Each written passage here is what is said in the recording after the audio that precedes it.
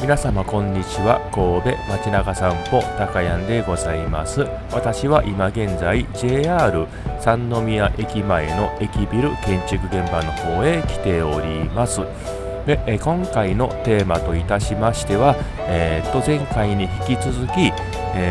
バス停下のね最も長いと思われる、バス路線の方にね乗っていきたいと思います。でね、そのバス停なんですけども、こちらの三宮駅の目の前ではなくて、ちょっとね南の方に降りた貿易センタービルっていうところでありますんでね、こちらの方にこれから向かっていきたいと思います。それでは元気よく参りましょう。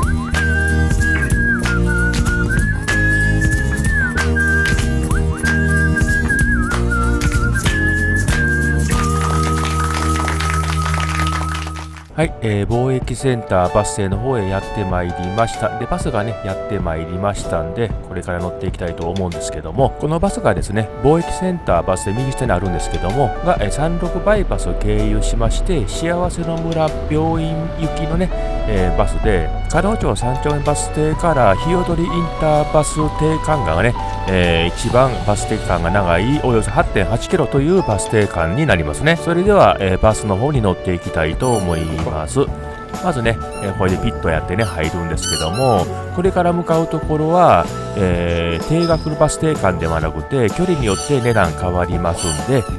C カードのタッチおよび、整理券をね取るのを忘れないようにしてください。それでは、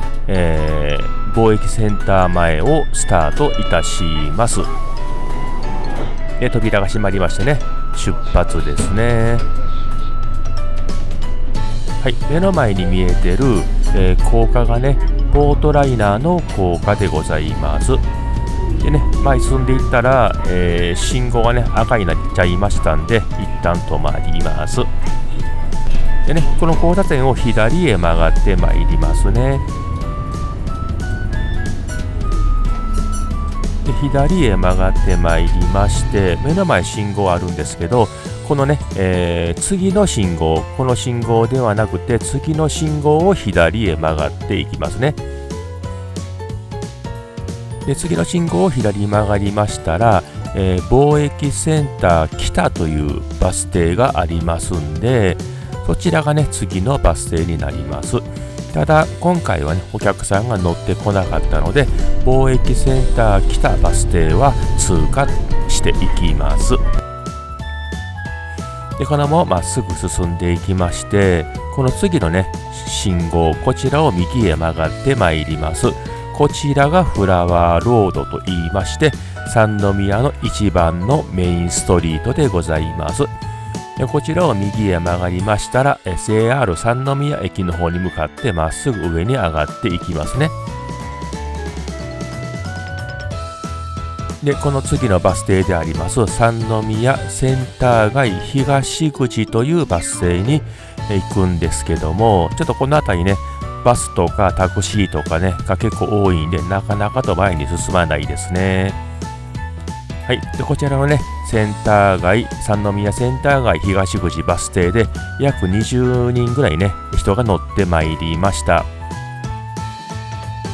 ここねまっすぐ行きまして、この次が加納町3丁目というバス停になります。で、次の交差点、目の前ね陸橋があるところ、こちらが加納町3丁目の交差点なんですけども、ここをね右へ曲がってまいりましたら、すぐに加納町3丁目というバス停が出てまいります。はい、こちらですね。で、この加納町3丁目を出発いたしましたら、この次ね、日踊りインターバス停のところまで、バス停のねが全くない一番長い約 8.8 キロのバス停間になります。結構長いですよね。で、まっすぐそのままね進んでいきまして、この次の信号を左へ曲がっていきますね。で、このね、信号を左へ曲がっていきましたら、阪神高速に入っていきます。阪神高速といってもね自動車専用道路です。でね、前回この道を通りましてね、新神戸バス停を止まったんですけど、このバス路線には新神戸バス停っていうのは存在しないんで、このまま止まらないで通過をしていきます。前回この道まっすぐ行ったんですけど、今回左の方へ曲がっていきまして、36バイパスを進んでまいります。ここね、自動車専用道路で高速道路ではないんですけどね、制限速度60キロなんですけども、みんなね、高速道路と勘違いして、もう90キロとか100キロ近いスピードでみんな走ってますよね。だからここで結構ね、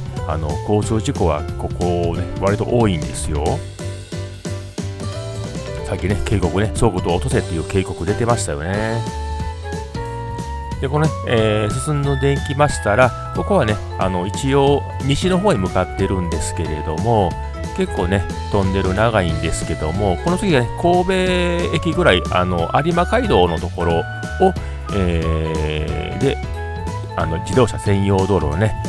料金所があるんで、外へ出てまいりますね。こちらが専用道路の、料金所ですね。で、まだまだね、山の中を進んでいくんで、トンネルは割とあります。で、ここからね、反対側からもね、車が来る対面通行となってます。明るくなったり暗くなったりね、何回も繰り返すんで、結構目がくらむんですよね。非常に危険なんでね、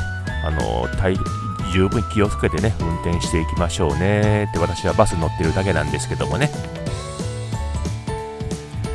で、ある程度進んでいきましたら、左の方からね、西神戸有料道路という道路と道がね、一緒になって、合流するという感じになっていくんですけども、でね、そこまでが有料道路なんですね。はい、走っていきますね。ここまでが有料道路。この先はね、一般の道路という扱いになります。で、もうちょっと言いましたらね、こちら、日踊りインターをね、こちらを出ていきます。これも結構ややこしいんですよね。あっち行ったり、右行ったり、左行ったりね。多分ここで迷ってね、急ブレーキを踏んじゃう人いるんでしょうね。で、ここをね、出ましたら、ようやく最初のバス停に着きました。こちらがね、日踊りインター前バス停停車いたしました。ここまでが約 8.8 キロ。時間にして14分。ね、バス停間が14分あるというバス停ですね。結構、神戸市のバス停としては長いですよね。はい、次この信号を左へ曲がりますね。で、左へ曲がってね、もう少し行きまでまたバス停が出てまいりまして、こちらはね、人いなかったんで、日踊り台一丁目バス停を通過です。で、ずっとまっすぐ行きまして、突き当たりを右へ曲がりますね。で、この交差点右へ曲がりましたら、次のバス停が日踊り台センターというバス停ですね。ここもね、結構乗り降りは多かったです。はい、この後ね、もう山の中、日踊り台という山の中なんでね、多分生活するの大変でしょうね。若いうちはいいんですけどね、年いったりとか足腰弱ってきたりも大変だと思いますよ、この辺り。で、このね、道を登っていきまして、はい、信号がありましてね、この先のところにまたバス停がありまして、こちらがね、日踊り台バス停ですね。こちらもね、何名かの乗り降りがございました。で、この次の信号、こちらを左へ曲がってまいります。それでね、一部のバスはこの次の信号を左へ曲がってね、幸せの村の方へ入っていくんですけど、このバスはそのまままっすぐ行きまして、こちらのね、バス停を通過をいたしてまいりました。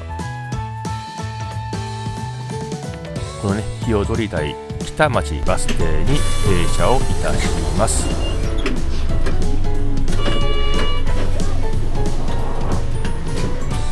はい、この辺りね、日踊り越え、のね、火葬場とかが結構あるんでね、結構車とか人の通行は多いですね。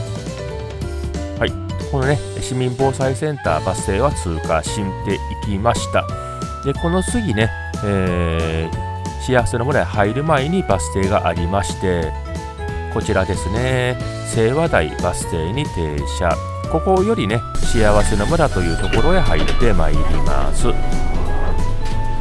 結構ね、幸せの村ってね、神戸市の、保養所のようなところなんですけど、かなり大きいんですね。100ヘクタールだったかな。なんせね、甲子園球場が60個か70個ぐらい入るとか言ってたのかな。ちょっと忘れちゃいましたけどね。ここからも幸せの村に入っていきまして、このね、料金所ではなくて、ここね、